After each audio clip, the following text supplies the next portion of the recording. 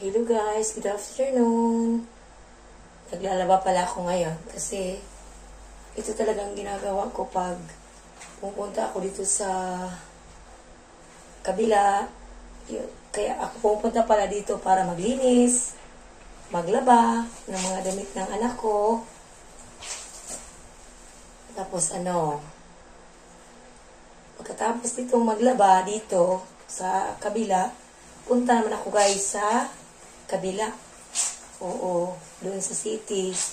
Doon naman ako sa mga anak ko. Tapos magluluto mamaya. Yan talaga guys ang trabaho ng isang nanay. Paano lang yung smile lang ba? Hindi lang iniinda yung pagod kahit maraming ginagawa. Ang importante guys, mga inay dyan, mga mama, mga mami, happy tayo na nagsiservisyo tayo sa ating mga anak. At dapat, wala lang. Kasi, may mga anak tayo, nag-iingat tayo, kaya go lang ng go. Oo. Kahit walang sweldo, dapat smile lang. Kasi darating din yung araw, hindi tayo sa kanila yung serbisyo ba? Kasi matanda na tayo, mahina na. Kaya ngayon, okay lang. Smile lang.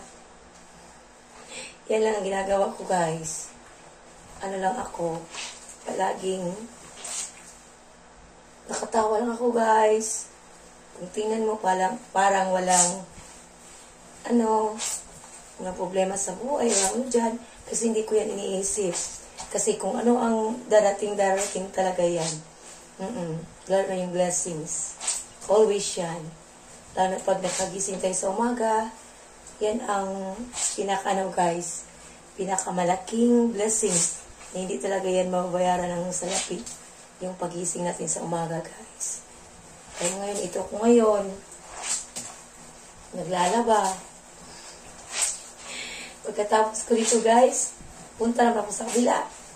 Oo, kasi pa ako ngayon, bakante ba? Yung hindi pa talaga ako nag-work talaga tulad ng dati, nagtrabaho talaga ako ng ilang taon.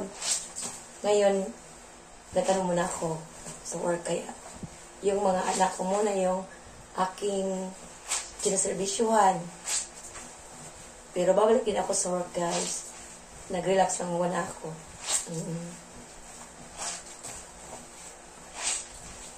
Thank you for watching guys. Ito lang muna sa ngayon ha. Kasi tatapusin ko muna itong nilalaban ko.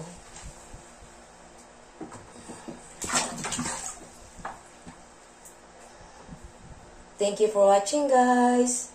Bye bye.